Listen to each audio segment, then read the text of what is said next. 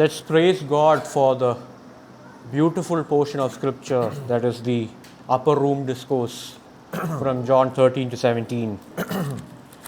यहाँ जो आयतें हैं उनके लिए हम परमेश्वर का धन्यवाद देते हैं और ये सुंदर वचन है जो प्रभु यीशु मसीह हमारे सामने वो रखता है। These words of Christ have profound meaning because they come hours before he was to embrace the cross. और ये इन आयतों का बहुत गहरा मतलब है क्योंकि उसके क्रूसीकरण के कुछ घंटे पहले उस समय प्रभु यीशु मसीह इन वचनों को हमारे सामने रखता है या वचन उनको अपने चेलों को देता है। This passage enriches our understanding of who the triune God is and also shows the intimacy of his care for his children. और इस बात को वो ये भी रखता है कि किस प्रकार वो एक साथ हैं, त्रिएक परमेश्वर एक साथ हैं और उनकी बीच की प्रेम की घनिष्ठता को भी हमारे सामने रखता है। And these words have soothed the hearts of sorrowing believers for centuries and have pushed broken people to achieve great things for the glory of God. और इन आयतों से हम देखते हैं कि साल भर साल सदियों से काफ़ी विश्वासी जन जो हैं वो आश्वासित हुए हैं, जो दुखी हैं, जो व्याकुल हैं, उनको आश्वासन मिला हुआ है इन वचनों से। I would like to title this message, Christ's eternal intimacy gives us eternal peace. और इस आज सुबह के जो शीर्षक जो मैं आपके सामने रखना चाहता हूँ ये है, अगर हम प्रभु यीशु मसीह के साथ घनिष्ठ संबंध में बंधे हुए हैं प्रिय अजीजों, तो हम लोग को एक ऐसी शांति प्राप्त होगी जो अनंतकालीन है। We can divide this passage into 3 gifts. और इन आयतों को हम लोग 3 वरदान या उपहार के रूप में हम देख सकते हैं। The first gift or the first point is we are given an intimate and eternal counselor. और पहला ये कि हमें एक ऐसा दान दिया, उपहार दिया गया है कि जिसके जो हमें आश्वासित करता है, हमारी अगुवाई करता है। Let's look at verse 16. 16वीं आयत को जरा देखिए। And I will ask the Father and he will give you another helper to be with you forever. और यदि मैं पिता से विनती करूंगा और वो तुम्हें एक और सहायक देगा कि वो सर्वदा तुम्हारे साथ रहे। Now over the past couple of weeks God has blessed us to learn about the role of the Holy Spirit in our salvation from Romans 8. और रोमियो 8 से हम लोगों ने पिछले कुछ हफ्तों में पवित्र आत्मा का क्या किरदार है उसको सीखने के लिए हमें अनुमति परमेश्वर ने दिया। So I'm just going to look at a few simple points of how Christ describes the Holy Spirit. और यहाँ पर आज सुबह में आपके सामने ये जो उपहार जो हमें दिया गया है पवित्र आत्मा के रूप में, उसके बारे में कुछ सरल बातों को आपके सामने रखना चाहता हूँ। Look at how he describes him. यहाँ पर आप देखिए किस प्रकार प्रभु यीशु मसीह उसको वर्णित करता है, पवित्र आत्मा का वर्णन कैसे करता है। He calls him another helper. यहाँ पर पवित्र आत्मा को प्रभु यीशु मसीह एक और सहायक के रूप में उसको बताता है। When I say I have another house in Delhi, what does that mean? अगर मैं बोलूं आपसे कि मेरा एक और घर है दिल्ली में, उसका क्या मतलब है? Simple, right? So Christ is saying there's already one helper and one more is coming. यहाँ पर प्रभु यीशु मसीह कह रहा है एक है और एक और भेजा जाएगा। Now the Greek term for another meant a separate thing or a person of the same kind. और यहाँ पर अगर मूल भाषा में देखेंगे तो एक ऐसा व्यक्ति जो एक ही निचोड़ का है, उस व्यक्ति को एक अलग व्यक्तित्व को भेजा जाएगा जो उसी निचोड़ का है। So Christ is showing that the Spirit is similar to him in role. यहाँ पर प्रभु यीशु मसीह इस बात को दिखा रहा है कि पवित्र आत्मा का जो किरदार है, जो वो करता है, वो प्रभु यीशु मसीह के तरीके का निचोड़ उनका एक ही है। And most of the English translations they use the term another helper. और अंग्रेजी में एक और सहायक का इस्तेमाल किया गया है। Now the original Greek term for that was parakletos. You can ask Ashish or Simmer how that is pronounced. और पैराक्लेटोस करके उस इस्तेमाल उसका मूल भाषा में किया गया है। Now this term is used in the New Testament only by John the Apostle. और इस शब्द का जो इस्तेमाल जो है उसकी मूल भाषा में सिर्फ यूहन्ना करता है। At least 5 times he uses it depending on which manuscript was used. और 5 बार हमको समझ में आता है कि इसका इस्तेमाल किया गया है, And 4 times it's used for the Holy Spirit from John 14 to 16, and once for Christ in 1 John 2. और यूहन्ना 14 से 16वीं आयत में 4 बार पवित्र आत्मा के लिए शब्द का इस्तेमाल किया गया है, और पहले यूहन्ना में प्रभु यीशु मसीह के लिए ये शब्द का इस्तेमाल किया गया है। See how intimately linked the two are. और इस बात को देखिए, यूहन्ना हमें दिखाना चाहता है कि पवित्र आत्मा प्रभु यीशु मसीह एक घनिष्ठ संबंध में है, वो एक निचोड़ के हैं। One commentator, G. Campbell Morgan, calls the Holy Spirit the other Jesus. और एक टिप्पणीकार इस बात को लिखते हुए कहता है इन आयतों में कि पवित्र आत्मा एक और मसीह है। John 14 is an amazing discourse on the unity and the interplay of the triune God. यूहन्ना 14 जो है त्रिएक परमेश्वर को बहुत सुंदर रूप से हमारे सामने चित्रित करता है। A few months back we looked at verse 1. कुछ महीने पहले हम लोगों ने पहली आयत पर ध्यान दिया। Christ said, believe in God, believe also in me. और वो कहता है परमेश्वर पे विश्वास रखो और मुझ पर भी विश्वास रखो। So Christ equated himself with God. क्योंकि यहाँ पर प्रभु यीशु मसीह अपने आप को परमेश्वर पिता के स्तर पर अपने आप की अपना तुलना करता है। Verse 16, he equates himself with the Holy Spirit. 16वीं आयत में क्या हो रहा है? प्रभु यीशु मसीह अपनी तुलना किसके साथ कर रहा है? पवित्र आत्मा के साथ कर रहा है। Spurgeon observed like this, 16 shows all 3 members of the Trinity at work. The Son intercedes by praying, the Father donates by sending, the Holy Spirit influences by comforting. और इसी बात को स्पर्जन जो है इनको कहता है कि पुत्र जो है वो मध्यस्थ करता है, पिता जो है उसको देता है, गिव्स इट, देता है, और the Holy Spirit influences by comforting. और पवित्र आत्मा, एक और बार वापस पढ़ना चाहता हूं कि जो चार्ल्स स्पर्जन जो है इस पर टिप्पणीकार करते हुए कहता है पुत्र क्या करता है? वो मध्यस्थ करता है, और पिता क्या करता है? वो देता है, और पवित्र आत्मा का क्या भूमिका है? वो हमें आश्वासित करता है। Now, if you read verse 16 and 17, you see repeated terms. जब आप 16 और 17 आयत को देखेंगे, बार बार कुछ शब्दों का इस्तेमाल किया गया है। And I will ask the Father and he will give you another helper to be with you forever, even the Spirit of truth the world cannot receive. You know him, for he dwells with you and will be in you. और कुछ शब्दों को बार बार यहाँ पर इस्तेमाल किया गया है। वो क्या है? कि वो तुम्हारे साथ रहे, क्योंकि वो ना उसको देखता है ना उसे जानता है, तुम उसे जानते हो क्योंकि वो तुम्हारे साथ रहता है। The Holy Spirit is with us, by us and in us. और पवित्र आत्मा जो है प्रिय चीजों, ये हमें समझना बहुत जरूरी है।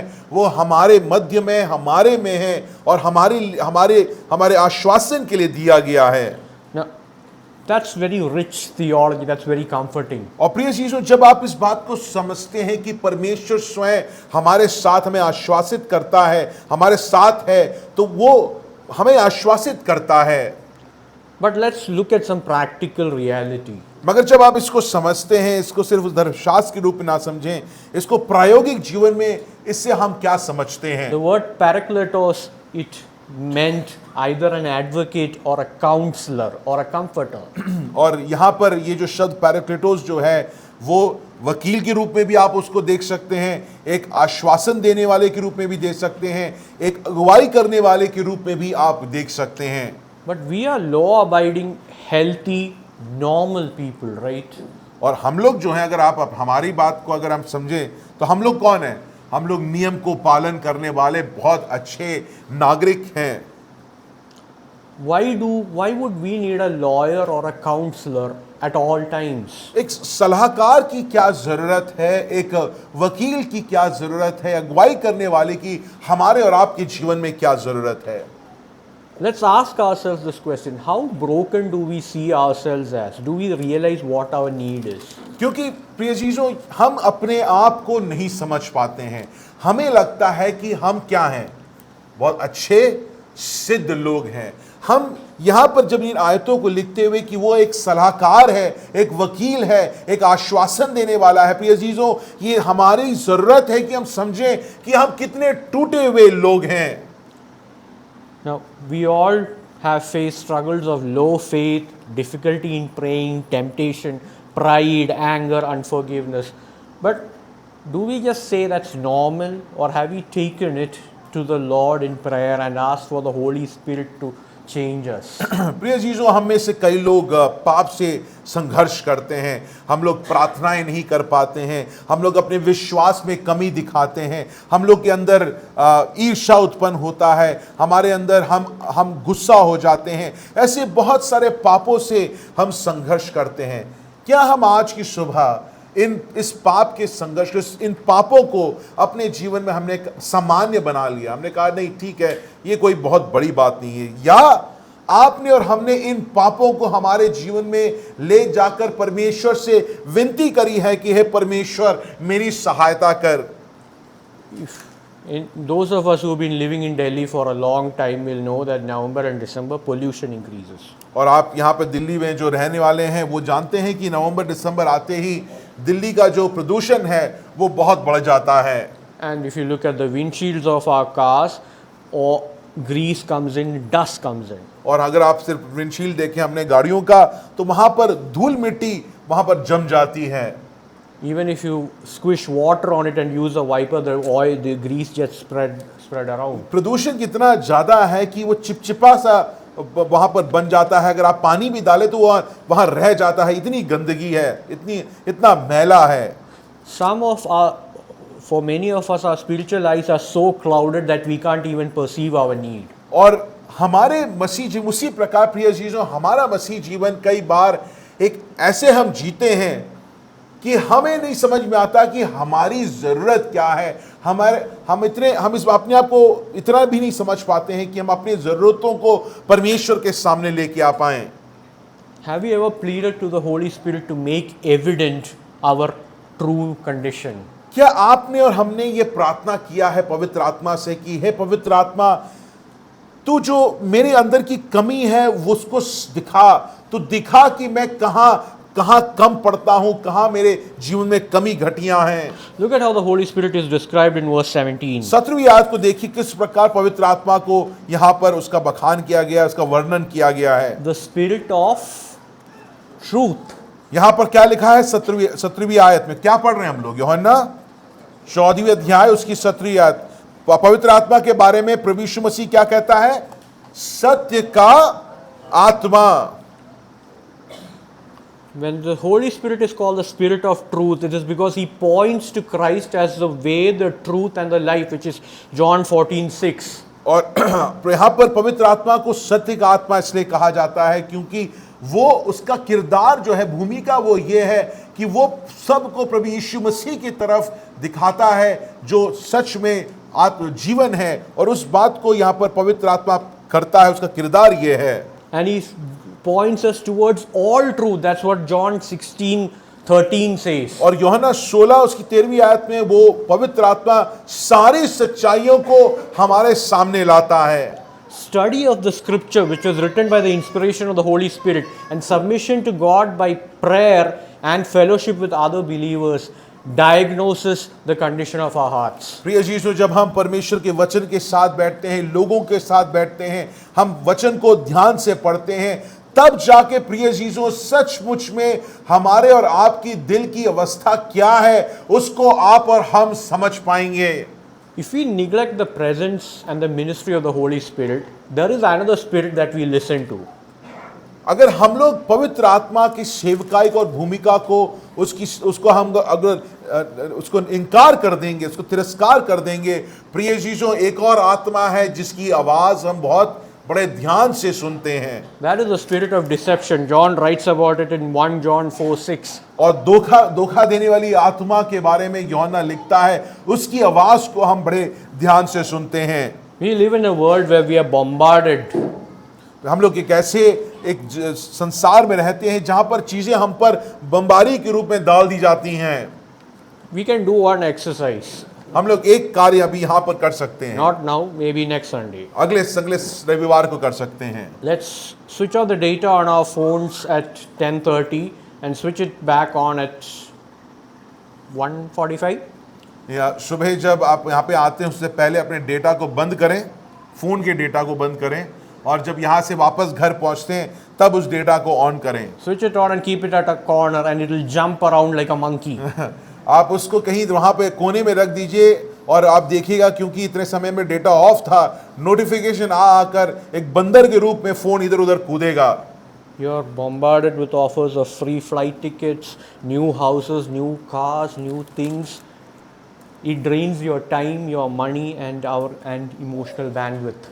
प्रिय चीज़ों, आज संसार जो है हमको अपने फ़ोनों के द्वारा अलग अलग चीज़ों से, नई चीज़ों के बारे में, नया घर ले लो, नया गाड़ी ले लो, कहीं यहाँ चले जाओ, वहाँ चले जाओ, इससे हमारा समय व्यर्थ हो जाता है और हमारा समय और हमारी जो ज़िंदगी है वो इसमें विलीन हो जाती है।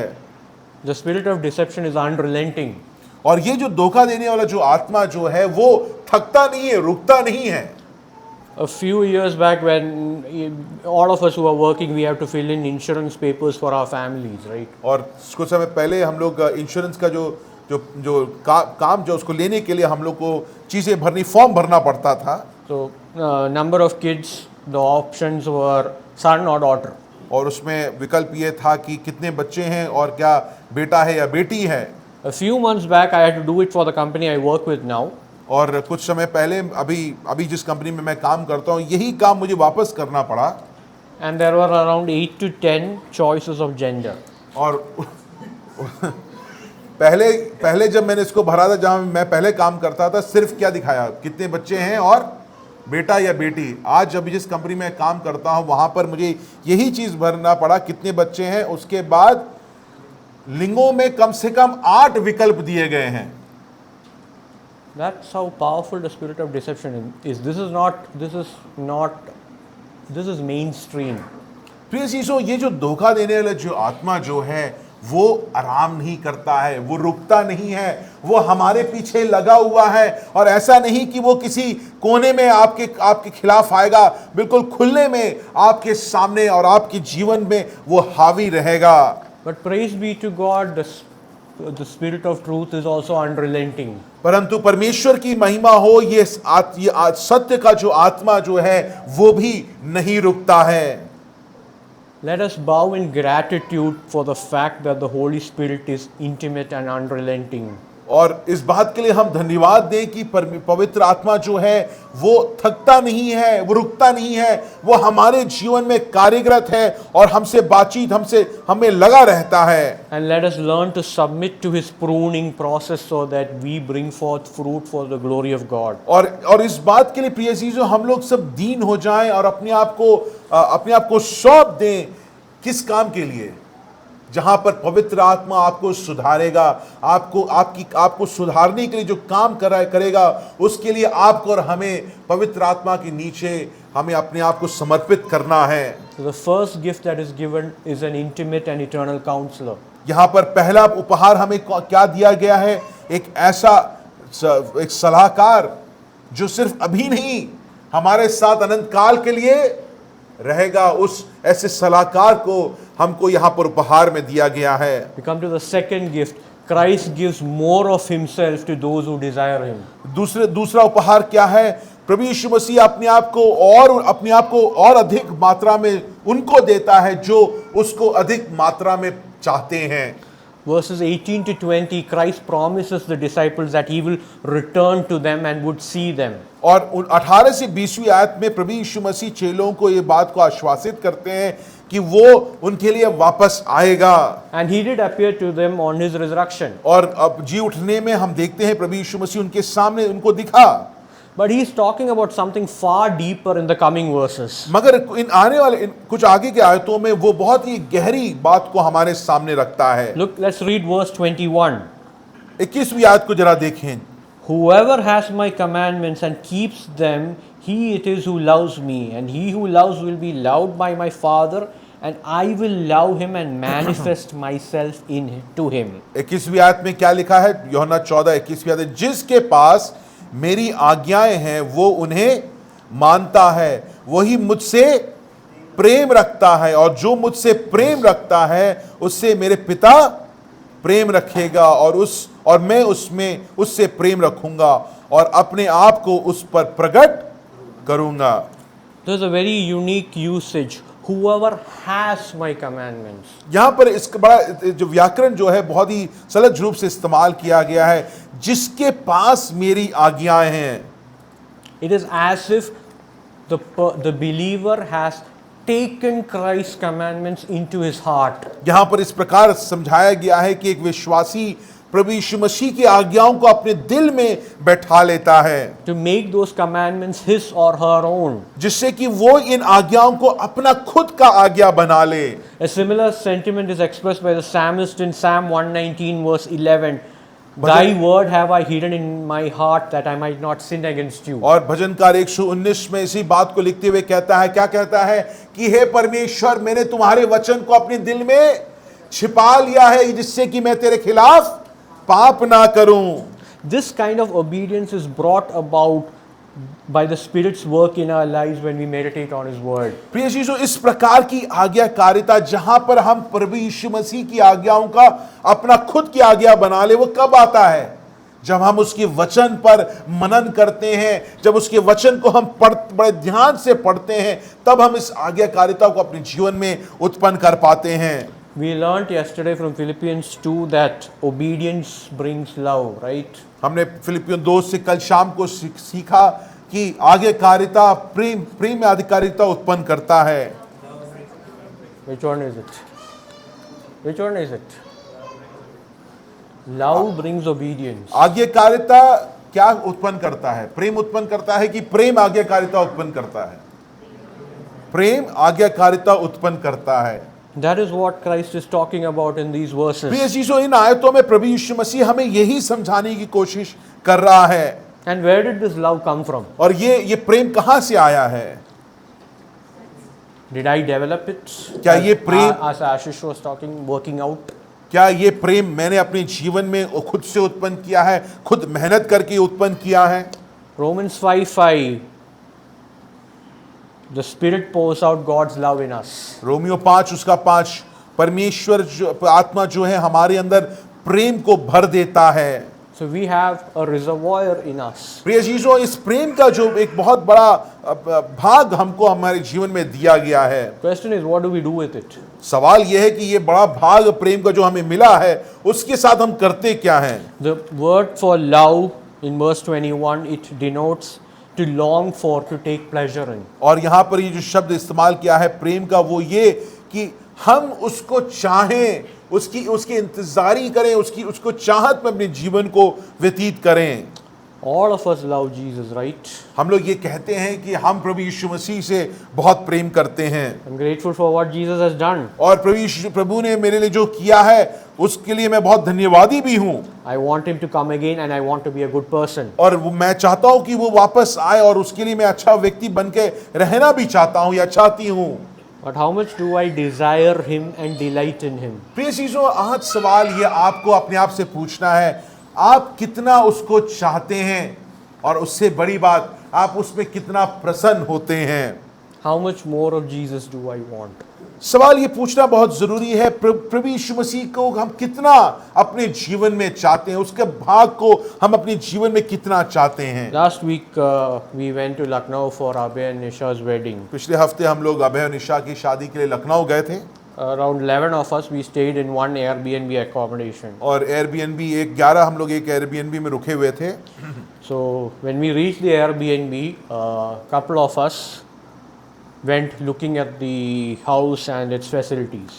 और जैसे ही हम लोग ने प्रवेश किया घर में, एयरबीएनबी में, तो हम देखने लगे कि घर कैसा है और उसमें क्या क्या सहूलतें हमको दी गई हैं। A couple of us parked ourselves on the couch. और मगर हमें से कुछ लोग थे जो वहाँ पर कुछ नहीं देखा, उन्होंने पहले जाके सोफा में बैठ गए। We didn't bother if there were bedrooms with beds in it or bathrooms with water in it. हमें से कुछ थे जिनको फर्क नहीं पड़ा कि पानी है आ रहा है या बेडरूम में बेड्स हैं कि नहीं है, पलंग है कि नहीं है। But we were having heartburn over the fact that the Wi-Fi password given was incorrect. मगर इन 11 में एक बहुत दर्द था, वो क्या था? हाँ, वाईफाई का पासवर्ड भाई साहब ने गलत दिया है, उसका दर्द हम सब 11 को हो चुका था। That was important. और ये बात समझना बहुत हमारे लिए बहुत महत्वपूर्ण था, वाईफाई का password. In a similar way, we are happy with a no frills, bare minimum, stripped down Christianity. और उसी प्रकार प्रिय चीजों हम लोग भी मसीहत को ऐसा ही चाहते हैं कि अरे इसमें बड़ा तामझाम नहीं होना चाहिए, इतना कुछ मुझे समझाओ लिखाओ नहीं, इतना मुझे पढ़ाओ लिखाओ नहीं, जो मैंने विश्वास कर लिया मैं स्वर्ग जा रहा हूँ, मेरे लिए इतनी मसीहत काफ़ी है। A commentator on Desiring God, John Bloom, writes like this: it is possible that your exposure to God's word has outpaced your obedience to it. और यहाँ पर इस बात को लिखते हुए कहता है कि शायद तुम्हारा जो जिस प्रकार तुम प्रभु यीशु मसीह के परमेश्वर के वचन को पढ़ते हो वो कम पढ़ चुका है और तुम उसके आगे निकल चुके हो, तुम उसको समझने वाले भी नहीं हो। So, what is the gift that Christ gives when we desire Him more? और जब हम प्रभु यीशु मसीह को हम और चाहते हैं तो वो हमें क्या उपहार देता है? He gives more of Himself. वो अपने आप को और हमको देता है, अपने भाग को हमको और देता है। This revealing was explicit to the disciples after His resurrection. और ये जो प्रत्यक्ष होना जो है उसके चेलों को उसकी जी उठने के बाद और साफ दिखा। But for us, it is implicit in the working of the Holy Spirit. और हमारे लिए ये कार्य अंदरूनी है क्योंकि पवित्र आत्मा के द्वारा ये कार्य हमारे और आपके जीवन में हो रहा है। What Christ talks about revealing and dwelling with us in verses 21 and 23, he means a greater communion with God. और यहाँ पर अपने आप वो इस बात को जब वो कहता है हमारे साथ है, उसका ये मतलब है कि हम परमेश्वर के साथ सहभागी बनते हैं, उसके साथ हम अपने जीवन को जीते हैं। A communion that touches and shapes our lives to bring glory to Him. प्रिय चीजों, जब हम उसके वचन के साथ उसके साथ रहते हैं तो हमारा जीवन क्या होता है? बदलने लगता है। और वो बदलावट के कारण किसकी महिमा होती है? परमेश्वर की महिमा होती है। Those of us who were not born in Delhi would be familiar with the concept of a ration shop. और यहाँ पर जो दिल्ली में जो दिल्ली में नहीं पैदा हुए हैं, बाकी जगहों में पैदा हुए हैं, वहाँ पर राशन की दुकान आप जानते होंगे। In a ration shop, you only get miserly portions. और आप राशन की दुकान में जाइए, अगर आप बोलें कि मुझे 10 किलो चावल मिलना है तो क्या वो आपको देगा? नहीं देगा। आपको जो भाग है वही मिलेगा। The triune God of the Bible is not a miserly ration shop owner. प्रिय चीजों, त्रिएक परमेश्वर जिस पे हम विश्वास करते हैं वो एक राशन की दुकान नहीं है जहां पर आपको गिनकर नाप तौल कर आपका भाग दिया जाता है। The intimacy that He gives to instruct and illuminate His word to transform us is not episodic, it is all encompassing. प्रिय चीजों, जो वचन जो आपको और हमें देता है जिससे कि हम और आप बदल जाएं, वो यहाँ पर छोटे छोटे मात्राओं में नहीं प्रिय चीजों, वो हमको पूर्ण रीति हमको हमारे जीवन में हावी होना चाहिए, होने के लिए उतना तत्पर है, उसका भाग उतना ज्यादा है और उसकी अनुमति हमें देनी चाहिए। The personal intimacy of God has always been rich, including in the Old Testament. और हम लोग जब परमेश्वर की व्यक्तिगत घनिष्ठता को हम देखते हैं वो हमेशा बहुत सुंदर रहा है, पुराने नियम में भी हम ये देखते हैं। Isaiah 55 verse 2, God tells the people to Isaiah, listen to me carefully, you will enjoy what is good and your soul will delight in fatness. और यहाँ पर इसी बात को 55 में कहता है, तुम मुझ पर ध्यान दो और तब तुम्हारा आत्मा जो है वो आनंदित रहेगा। Deep fellowship with God is like a rich feast, even when our appetites are numbed by sorrow. परमेश्वर के साथ जब आप जीवनार में रहते हैं प्रिय अजीजों, ये हमारे आत्माओं को आश्वासित और ठंडा करता है। यद्यपि हमारी भूख बिल्कुल कम हो, क्योंकि हम लोग शायद व्याकुलता में दुख दर्द में होंगे, फिर भी परमेश्वर के जीवनार से हम आश्वासित होते हैं। David wrote in Psalm 63, The presence of God keeps him satisfied as with marrow and fatness. और इसी बात को भजन में एक भजनकार कहता है कि परमेश्वर हम मुझे उस चर्बी और उस के रूप में मुझे अपने वचन से तृप्त करता है। You see the richness of that fellowship? प्रिय चीजों, क्या आप इस सहभागिता जो है, जो परमेश्वर हमको देने के लिए तैयार खड़ा हुआ है, क्या आप उस सहभागिता के गुण को देख पा रहे हैं, उसकी सुंदरता को क्या आप देख पा रहे हैं? What did Christ say in John 10:10? I have come that they may have life. Isn't that what Christ said? यूहन्ना 10:10 में क्या लिखा गया है कि मैं आया हूं जिससे कि उन्हें जीवन मिले, Abundant life. प्रिय चीजों, प्रभु यीशु मसीह ये नहीं बोलता कि मैं आया हूं कि उन्हें जीवन मिल जाए, कि थोड़ा जी लें। क्या कहता है? मैं आया हूं जिससे कि उन्हें बहुत आयत का जीवन मिले। This intimate fellowship of the triune God upholds and strengthens us, irrespective of whether we are rich or deep in poverty, or whether we are merry or sorrowing. प्रिय चीजों, ये जो त्रिएक परमेश्वर की घनिष्ठता जो है उसका और जो सहभागिता हमें वो देने के लिए तैयार तत्पर खड़ा हुआ है, वो हमारे परिस्थिति और अवस्थाओं से निर्भर नहीं करता, उस पर आधारित नहीं है। हम चाहे अमीर हो या गरीब हो, चाहे हम आनंदित हो या दुखी हो, प्रिय चीजों, ये परमेश्वर अपने भाग, अपनी सहभागिता को हमें देने के लिए तत्पर खड़ा रहता है। Question is, what is the compass of our desire? Do we want more of Christ? मगर सवाल यह है कि ये तैयार तो परमेश्वर खड़ा है, प्रभु यीशु मसीह अपने आप को और देने के लिए, अपने आप को के लिए तत्पर खड़ा है, मगर क्या हम इस चाहत में अपने जीवन को जी रहे हैं जहां पर हम प्रभु यीशु मसीह को और चाहते हैं? We come to the final point. He has given us His peace. और आखिरी उपहार उसने हमें क्या दिया है? उसने हमें शांति प्रदान किया है। Verse 27. 27वीं आयत को देखिए। Peace I live with you, my peace I give to you, not as the world gives do I give to you. Let not your hearts be troubled, neither let them be afraid. मैं तुम्हें शांति दिया जाता हूं, अपनी शांति तुम्हें देता हूं, जैसे संसार देता है वे मैं तुम्हें नहीं देता, तुम्हारा मन व्याकुल ना हो और ना डरे। This is one of the most beautiful verses in this very beautiful passage. प्रिय चीजों, बहुत ही एक सुंदर एक भाग, इस आयत को आप यहाँ पे देखते हैं इस अध्याय में। Jewish culture even before Jesus' time had the concept of people saying shalom or peace to each other as a greeting. और इजरायली जो हैं, यहूदी हैं, प्रभु यीशु मसीह के आने से पहले भी जब एक दूसरे को मिलते थे वो क्या बोलते थे? शालोम या शांति बोलते थे। But Jesus takes it to another level. मगर प्रभु यीशु मसीह इसको एक और आगे, एक ऊपरी स्तर पर ले जाता है। He makes peace both his parting gift and also his treasure, because it is his personal peace. यहाँ पर प्रभु यीशु मसीह दो चीजों को करता है। वो पहली चीज क्या करता है? वो एक उपहार के रूप में जब वो जा रहा है, विदाई जो हो रही है, उसमें विदाई के उस उपहार में वो अपने चेलों को और हम सबको शांति प्रदान करता है। मगर उससे बड़ी बात क्या है? वो अपने खजाने को, वो अपनी शांति को हमें और हमको अनुभव करने के लिए देता है। प्रिय अजीजों, All human relationships are flawed because we are all sinful. जितने भी मानवीय संबंध जो हैं, जो हम अपने मानवीय संबंधों को हम जानते हैं, वो सब गड़बड़ा जाता है क्योंकि हम लोग सब पापी हैं। There's only one perfect relationship, that is the relationship among the members of the Trinity. एक ही सिद्ध संबंध को आप देखते हैं, और वो कहाँ देखते हैं? आप त्रिएक परमेश्वर में देखते हैं। त्रिएक परमेश्वर बीच में एक सिद्ध संबंध को आप देखते हैं। So what peace was Christ talking about when he said my peace? Was it separate from the Father?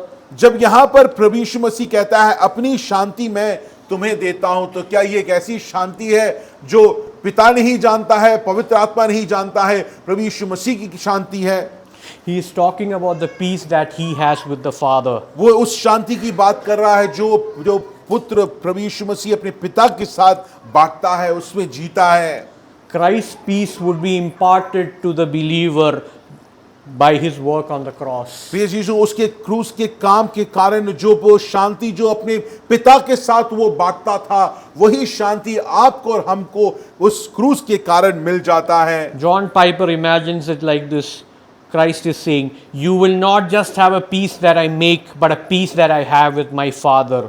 I am making a way for you into the very experience. I am going to pour it out into your life. यहाँ पर John Piper इस बात को कहता है कि ये जो शांति जो है ये मैं नहीं नया से नहीं बना रहा हूं, एक ऐसी शांति है जिसमें मैं अनंत काल से अपने इस पिता के साथ रहता हूं। उस अनुभव को जिसमें मैं अपने पिता के साथ रहता हूं, मैं तुमको, हे मेरे चेलों, हे मेरे विश्वास करने वाले, मैं ये अनुभव में तुमको लाना चाहता हूं। Look at how Christ describes this peace. यहां पर देखिए किस प्रकार इस शांति को प्रभु यीशु मसीह वर्णन करता है। It's a peace that is different from what the world has. Not as the world gives do I give to you. जैसे यहां पर लिखा है, क्या लिखा है? प्रभु यीशु मसीह कहता है, जैसे संसार देता है मैं तुम्हें नहीं देता। And it is also a personalized peace. Let not your hearts be troubled, neither let them be afraid. या और ये एक व्यक्तिगत शांति आपको हमें दिया गया है, क्योंकि प्रभु यीशु मसीह कहता है तुम्हारा मन व्याकुल ना हो और ना डरे। How does peace work in the world now? इस संसार में शांति जब बोलते हैं वो कैसे कार्यरत है? Husband and wife stay together for the sake of the children or for the fact that a house is in both their names. और पति और पत्नी एक साथ इसलिए रहते हैं और शांति में रहते हैं क्योंकि पहला शायद उनको बच्चों को उनको बड़ा करना है, दूसरा शायद घर जो है वो दोनों के नाम में है। Countries make peace by adjustment, compromise and violence. और दो राज्यों के बीच में वो लोग शांति की बहाली इसलिए करते हैं क्योंकि उससे उनको फायदा हो रहा है, क्योंकि व्यवसाय उनको करना है, उनको भी आगे बढ़ना है, इसलिए एक शांति की बहाली होती है। But does Donald Trump and Benjamin Netanyahu have a trouble-free mind despite the peace deal in Gaza? और अगर आप ट्रम्प की बात सोचिए, नेतन्याहू की बात सोचिए, क्या उनका मन आराम कर रहा है क्योंकि अब उनको वहां पर पीस की या शांति की बहाली हो चुकी है गाजा में? No, they are willing to kill to preserve what they think is a peace. और यहाँ पर दोनों के समझिए, दोनों राज्य के जो अगुवे हैं वो मारने के लिए तैयार खड़े हैं, वो जिसको वो शांति समझते हैं उसको सुरक्षित रखने के लिए। No human peace is eternal. सबसे महत्वपूर्ण बात यह है प्रिय चीजों, ये जो संसार जो शांति की बात करता है वो क्षणिक है, क्षणभंगुर है, वो अनंतकालीन नहीं है। It's fitting that Christ ends with this command to the disciples to do not let their hearts be troubled, because the chapter begins with the same command. यहाँ पर ये एक आज्ञा के रूप में प्रभु यीशु मसीह अपने चेलों को कहता है और बहुत सही समय पे कहता है, तुम्हारा मन व्याकुल ना हो और ना डरे। In the beginning, he comforts them by pointing to the reality and the promise of the Father's home. और वो पहली आयतों में शुरुआत में कहता है कि तुम परेशान मत हो, क्योंकि मेरे पिता के घर को दिखाते हुए उनको आश्वासित करता है। And he ends it by the gift of his peace on earth. और अब वो उसको अंत कैसे करता है? वो अपने शांति का जो उसकी शांति जो है उसका उपहार आपको और हमें देकर हमको कहता है कि तुम व्याकुल मत हो। He did not promise world peace, but he gives heart peace for the present. प्रभु यीशु मसीह यहाँ पर शांति बहाली, दुनिया में शांति बहाली हो उसकी बात नहीं करता है, मगर वो हमारे और आपके हृदय में शांति बहाली हो उसके लिए उसने अपने जीवन को दे दिया। World peace will come when he comes. प्रिय चीजों, शांति इस संसार में, धरती में तब बहाल होगा जब वो वापस आएगा। What do we think of when we hear the term world peace? जब हम लोग God's peace. जब हम लोग परमेश्वर की शांति के बारे में वाक्य सोचते हैं तो उसका क्या मतलब निकलता है? One verse comes to mind, right? एक आयत हमारे सामने आता है, May the peace of God that surpasses all understanding, and we usually hear it at funerals or when somebody is in a hospital. और जब हम लोग इस आयत का इस्तेमाल बहुत करते हैं जब कोई या मर जाता है या कोई बहुत अस्पताल में हो, कोई बीमार हो, कि परमेश्वर की शांति जो समझ के परे है वो तुम्हारे दिलों में राज्य करे। We basically look at it as an SOS medicine to just get over the pain. और हम लोग इस शांति को हम लोग अपने जीवन में तब बुलाते हैं जब हमको लगता है कि अब तो बड़ी दिक्कत होने वाली है और इसको हम लोग बुलाते हैं कि अब मुझे बहुत मुश्किल हो रहा है, तो अब शांति को मैं आमंत्रित करता हूं। Look at Philippians 4:7, the same verse that we were talking about. और फिलिपियों 4:17 को जरा ध्यान से देखिए, जो आयत तो भी 4:7 जो अभी हमने आयत देखा उसके बारे में वहां पर क्या लिखा है, तब परमेश्वर की शांति जो सारे समझ से परे है तुम्हारे हृदय और तुम्हारे विचारों को मसीह यीशु में सुरक्षित रखेगी। That term will guard your hearts and minds in Christ Jesus. Paul uses the imagery of a soldier who protects something valuable. यहां पर जब लिखा है कि तुम्हारे विचारों को मसीह यीशु में सुरक्षित रखेगी, जब इस इस्तेमाल किया गया है एक योद्धा के रूप में, सैनिक के रूप में दिखाया गया है, जो सैनिक एक बहुत महंगी चीज को जिस प्रकार अपनी जान को हथेली में रखकर उसकी सुरक्षा करता है, उसी दृश्य को यहां पर हमारे सामने पौलुस रखता है। This peace of Christ is protective. ये जो परमेश्वर का, प्रभु यीशु मसीह का जो शांति जो है वो हमें सुरक्षा प्रदान करता है।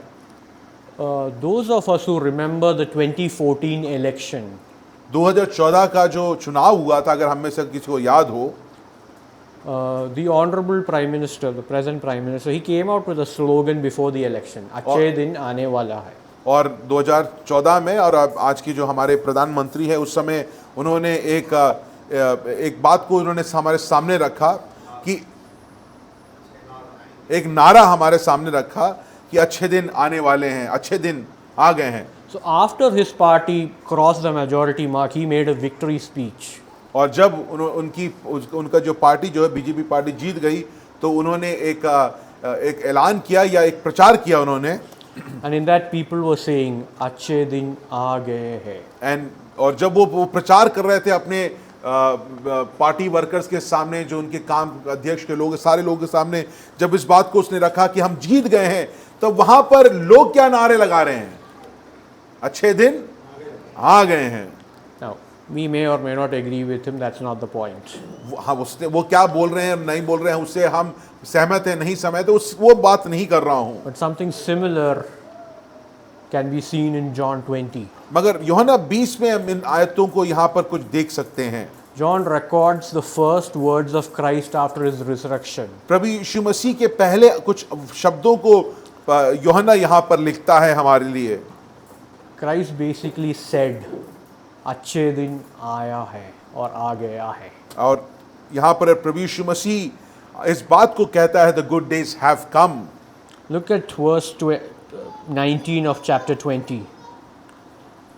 John 20:19. 20वीं अध्याय, यूहन्ना 20वीं अध्याय उसकी 19वीं आयत को देखिए।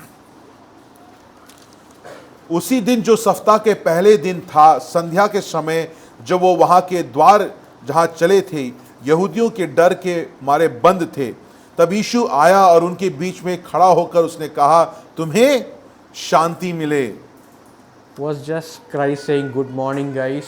और यहाँ पर ऐसा नहीं कह रहे बहुत दिन हो गए तुम लोग से मिला नहीं, तो गुड मॉर्निंग बोल के क्या प्रभु यीशु मसीह उनके बीच में आया है? Look at how that verse starts. They were gathered for fear. यहाँ पर इस आयत को शुरुआत कैसे किया? भय में वो लोग कमरा बंद करके बैठे हुए थे।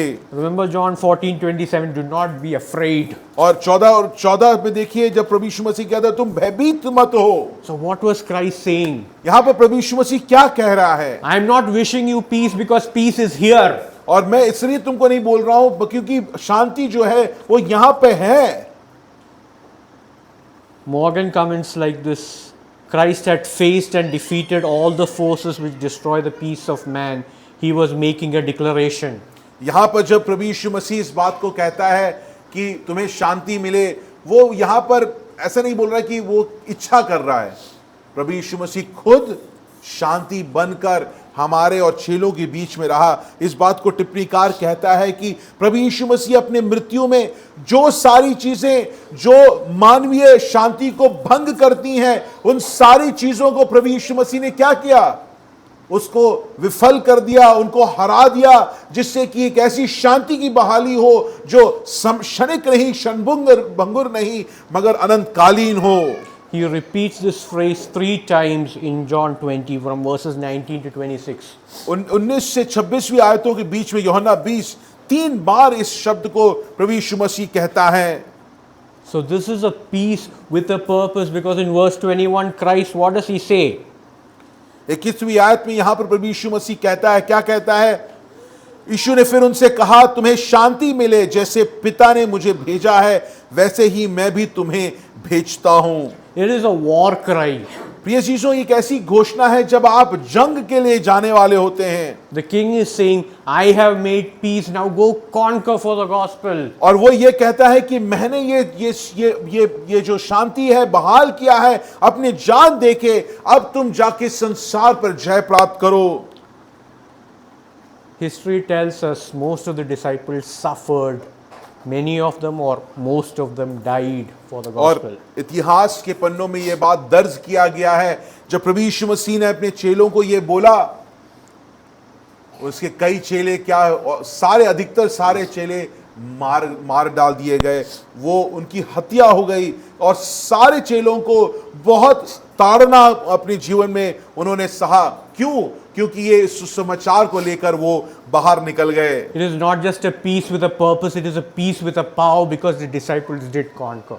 प्रिय चीजों, ये एक शांति सिर्फ उद्देश्यपूर्ण शांति नहीं, मगर ये एक ऐसी शांति है जो आपको चीजों के ऊपर हावी, आपको जीतने के लिए आपको सामर्थ्य बनाता है। It is a peace with a power that can make a slave more than a conqueror, in the words of Paul in Romans 8:37. एक ऐसी शांति है जो सामर्थ्यपूर्ण शांति है, जहां पर एक दास को, एक गुलाम को वो एक विजय बना देता है, वो जो सब चीज पर वो अपने लिए प्रभु यीशु मसीह के लिए वो हासिल करता है।